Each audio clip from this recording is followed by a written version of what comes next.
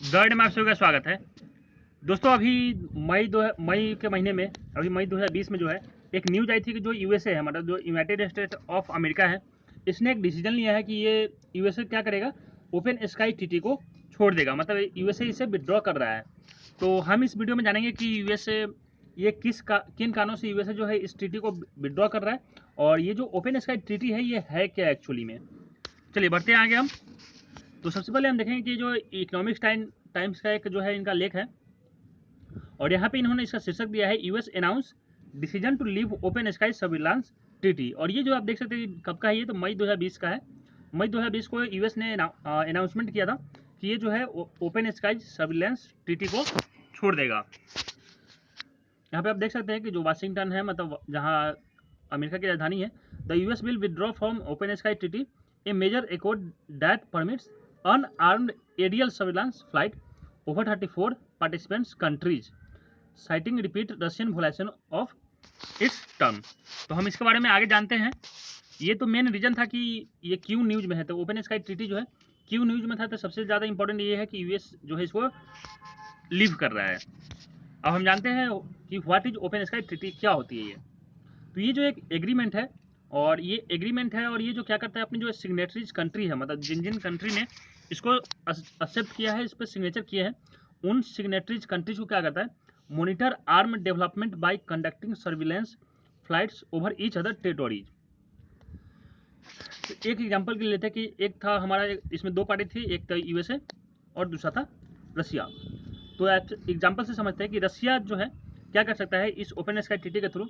रसिया जो है अपने जो है अनआर्म सर्विलांस फ्लाइट्स के थ्रू जो है वो क्या कर सकता है, यूएसए में जो भी, अगर यूएसए क्या कर रहा है, जो कोई हथियार का डेवलपमेंट कर रहा है, या यूएसए की नेवी जो है कहाँ मूव कर रही है, कैसे काम कर रही है, तो उन सब चीज़ों के ऊपर जो है रशिया यूएसए पे नज़र रख सकता है। और ये वॉइस वर्सा भी कि यूएसए भी ये रसिया के साथ कर सकता है। तो यहाँ पे क्या था कि इसमें टोटल जो है 34 कंट्रीज थे जब इसकी स्टार्टिंग हुई थी, और अभी जो है 35 हो गए। तो ये जो 34 कंट्रीज थी, वहाँ पे जो है सारे कंट्री जो है एक दूसरे के ऊपर नज़र रख सकती थी। इसको एक स्पाई कानून भी बोला जाता है।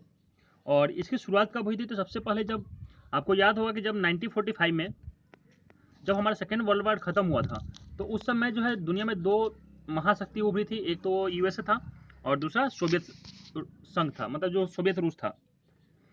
तो सोवियत रूस और जो अमेरिका के बीच जो टेंशन चल रही थी, जो जिसे हम कोल्ड वार के नाम से जानते हैं, तो उस दौरान 1955 में जो उस समय के जो यूएस प्रेसिडेंट है, डॉयट इसेन हावर्ड, उन्होंने क्या किया था, एक प्रपोजल दिया था। उस प्रपोजल में क्या था कि deescalate tension during the cold war. उन्होंने जो कोल्ड वार के दौरान जो यूएसए और रशिया में जो टेंशन चला था, उस टेंशन को डी एक्सलेट करने के लिए इस ओपन स्काई ट्रीटी का प्रस्ताव रखा था। लेकिन क्या हुआ कि उस समय कुछ रीजनों से ये प्रस्ताव पारित नहीं हो पाए, ये जो है मतलब दोनों देश इस पर राजी नहीं हो पाए। उसके बाद आते हैं हम 1992 में। 1992 में क्या हुआ था कि ट्रीटी जो है इवेंचुअली साइन किया गया, और उस समय जो है मेनली जो वहाँ पे जो कंट्री थी वो नाटो मेंबर्स थे, जो भी नाटो की कंट्री थी, और जो वार्सा पैक्ट था में जो कंट्री शामिल थी, उन कंट्रीज ने क्या किया कि 1992 में, जब आपको पता है कि 1991 में जो सोवियत यूनियन है, सोवियत यूनियन का विघटन हो गया था, और वहाँ पे रूस और बाकी सारे कंट्रीज निकले थे। तो सोवियत यूनियन के विघटन के बाद 1992 में इसको साइन किया गया था, और ये जो इफेक्ट में आया, ये 1 जनवरी 2002 से इफेक्ट में आया। और यहाँ पे 35 सिग्नेटरीज है, मतलब 34 तो कंट्री है जिन्होंने इसको रेक्टिफाई कर लिया है, लेकिन एक नॉन रेटिफाइंग मेंबर है, उसका नाम क्या है, किर्गिस्तान। अगर आप मैप पे देखोगे तो मैप पे आप देख सकते हैं जितने भी जो ग्रीन कंट्रीज है, यहाँ पे यूएसए है, कनाडा है, यहाँ पे जो यूरोपियन यूनियन की कंट्रीज है, ये रसिया है, और ये किर्गिस्तान है, ये मतलब चाइना है। यहाँ पे हमारा प्यारा भारत है। तो किर्गिस्तान इसमें शामिल तो है, लेकिन इसको अभी इसने रेटिफाई नहीं किया है। तो वर्ल्ड मैप पे आप देख सकते हैं कि जितनी भी जो कंट्रीज है, ये सब देख सकते हैं कि आप यहाँ पे अमेरिका की, ये यूरोप की, और ये एशिया की बस एक कंट्री, सॉरी एशिया के 2 कंट्री है, एक तो किर्गिस्तान और दूसरा रसिया। तो इन सारे कंट्रीज ने क्या किया हुआ, इस ओपन स्काई ट्रीटी को साइन किया हुआ है। इस ट्रीटी को क्या बोलते हैं कि स्पाई रूल कानून भी बोलते हैं। इसमें क्या है कि the member state can spy on other part of the host nation with the latest consent. ऐसा नहीं है कि कोई भी, लाइक जैसे मैंने यूएसए और रसिया का एग्जांपल दिया था, ऐसा नहीं है कि रसिया डायरेक्टली अपना कोई फ्लाइट भेजेगा और यूएसए के यहाँ स्पाइंग करने लगेगा। नहीं, वहाँ पे क्या है कि इसके कुछ रूल्स है। यहाँ पे क्या है कि आप एरियल इमेजिंग कर सकते हो, मतलब एरियल इमेज ले सकते हो किसी भी कंट्री में उसके जहाँ पे आर्म डेवलपमेंट का या सैनिक का मूवमेंट का। लेकिन इसके लिए क्या करना होगा, इसके लिए आपको अगर अपना कोई, जैसे यहाँ पे रसिया है और ये यूएस है, तो रसिया अगर कोई अपना जो फ्लाइट है वो अगर भेज रहा है यूएसए में, तो रसिया को 72 घंटे पहले 72 आवर्स बिफोर जो है रसिया को यूएसए को बताना होगा कि हाँ मेरा एक जो सर्विलांस जो फ्लाइट है वो जाएगी आपके यहाँ, और 24 घंटे पहले उसका रूट भी बताना होगा कि ये जो है इन सारी जगहों पे जाके सर्विलांस करेगी। तो ये था इसमें लेटेस्ट कंसेंट, मतलब जो कंट्री है एक दूसरे को बता के उनके ऊपर जासूसी करेगी।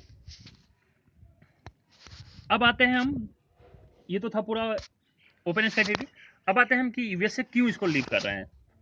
तो यूएसए का कहना है, यूएस मेनली जो है ब्लेम रसिया, यूएसए क्या कर रहा है, रसिया को ब्लेम कर रहा है कि रसिया ने इस ट्रीटी की जो भी बातें थी उसको मानी नहीं है, उसको फॉलो नहीं किया है। अब यहाँ पे रीजन क्या दिया है कि यूएस रसिया जो है, रसिया के जो भी फ्लैश, रसिया के जो भी सर्विलांस प्लेन्स है यूएस के, वो रसिया क्या कर रहा है कि जॉर्जिया में नहीं जाने दे रहा है। और जॉर्जिया के अलावा एक मिलिट्री इनक्लेव है रसिया में, कालिनीग्राड, ये कालिनग्राड है। तो कालिनग्राड पे जो है रसिया जो है यूएस के फ्लाईओवर्स को, मतलब यूएस के सर्विलांस प्लेन को नहीं जाने दे रहा है। तो ये दो रीजन दिए हैं रसिया ने, सॉरी यूएसए ने दिए हैं कि रसिया इन चीज़ों को रोक रहा है। तो ये जो है ओपन स्काई ट्रीटी का पूरा उल्लंघन है।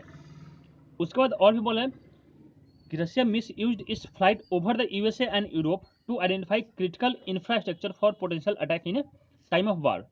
उसके अलावा यूएसए का कहना है कि रसिया ने जो है यूरोप में और यूएस में जो है कुछ ऐसे पोटेंशियल, मतलब कुछ ऐसे पोटेंशियल इंफ्रास्ट्रक्चर को मार्कआउट किया है, आइडेंटिफाई किया है, जो उसको जो है वार के दौरान जो है क्या कर, जब यूएसए में और रसिया में कभी लड़ाई होती है तो रसिया उन चीज़ों पे अटैक कर सकता है, जिससे क्या होगा, यूएस को बहुत ज़्यादा लॉस हो सकता है। तो ये जो रीजन्स है ये यूएसए के द्वारा दिए जा रहे हैं।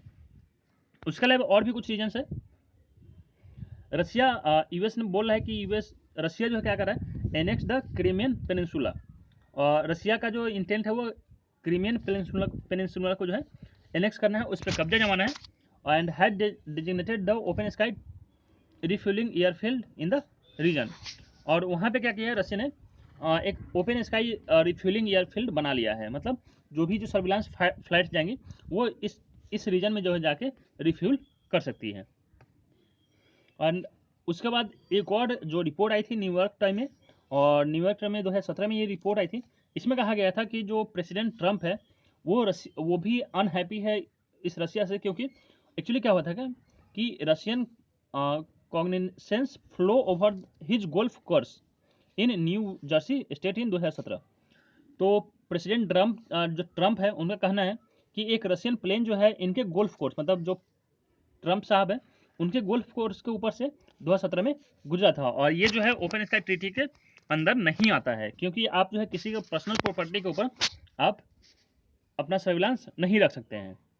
और ये जो है रशियन मतलब ओपन स्काई ट्रीटी का पूरी तरह उल्लंघन है। तो इस कारण से भी यूएस जो है हैप्पी नहीं था। यूएस के जो प्रेसिडेंट है डोनाल्ड ट्रंप, वो भी जो है खुश नहीं थे, और वो जो है इससे विड्रॉ करना चाहते हैं। लेकिन इसके साथ रशिया ने, यूएसए ने एक चीज़ और कही है कि अगर इस तरह का कोई नया एग्रीमेंट बनता है तो यूएस जो हो उसमें जरूर पार्ट इसका बनना चाहेगा, लेकिन यूएस क्या करेगा, इस ट्रीटी का पार्ट नहीं रहेगा। अब जानते हैं रसिया का स्टैंड क्या है, कि रसिया ने क्या कहा है। तो यूएस ने जितने भी एलिगेशंस लगाए हैं रसिया ने क्या किया, सबको डिनाई किया है। रसिया कह रहा है कि नहीं, ये सारी चीज़ें बहुत ही मतलब झूठ है, और अगर यूएसए इसे चलाया था तो जो भी 35 पार्टिसिपेंट कंट्रीज है उनको ये बहुत ही ज़्यादा अफेक्ट करेगा। रसिया जो यूएसए का विड्रॉल है वो इन 35 कंट्रीज को अफेक्ट करेगा। उसके बाद Russia intend to fully follow all the rights and obligation under the treaty as long as the treaty is in force. और रसिया का ये भी कहना है कि जब तक ये ट्रीटी इन फोर्स रहेगा, मतलब जब तक ये ट्रीटी रहेगी, रसिया इसके जितने भी ऑब्लिगेशंस है और जितने भी राइट्स है वो सबको फॉलो करेगा। तो रसिया का यहाँ पे कहना है कि वो जो है उसने कुछ गलत नहीं किया है, और जबकि यूएसए का कहना है कि इसमें सारी गलती रसिया की है। अब हम देखते हैं कि यहाँ पे क्या सही बात है। तो हम देख सकते हैं कि जो यूएसए है, US has use the treaty more intensively than Russia. अब ये कैसे, तो 2002 से जब से ये ट्रीटी आई है 2016 तक की बात करें, जो पिछले 14 सालों में, उन 14 सालों में जो यूएस के जो प्लेन है, जो सर्विलेंस प्लेन है, वो 196 टाइम्स जो है रसिया में गया है, जबकि Russia compare to the 71 flights flown by Russia.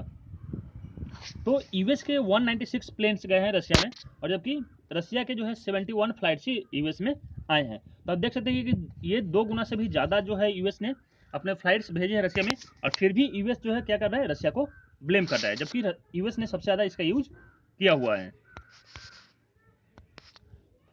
अब इस जो मूव है, तो this move by the US has further different doubts on extension of the new start treaty. ये एक न्यू स्टार्ट ट्रीटी है जो एक बहुत ही स्ट्रैटेजिक ट्रीटी है जो यूएस और रशिया के बीच में होता है। तो ये जो है एक्सपायर होने वाला है अगले साल फरवरी 2021 में।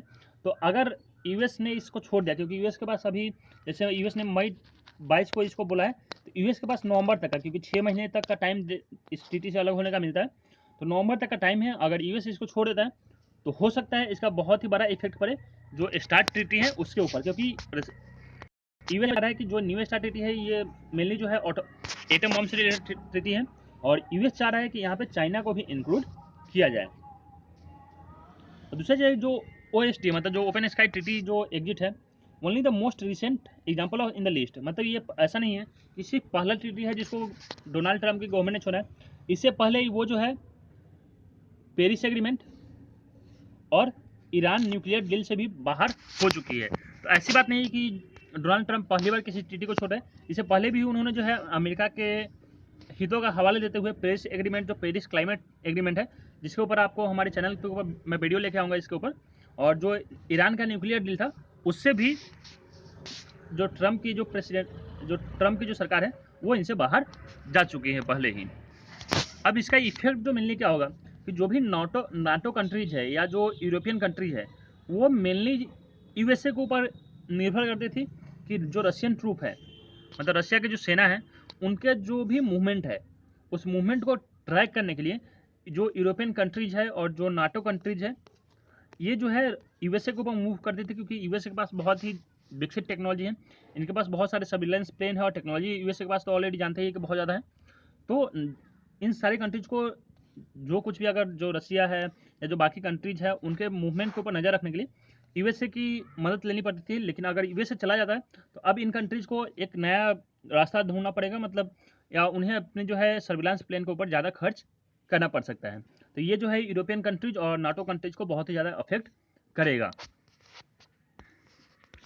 अब एक चीज़ और जानते हैं कि क्या इंडिया जो है इसका पार्ट है, तो हमारा आंसर है नहीं।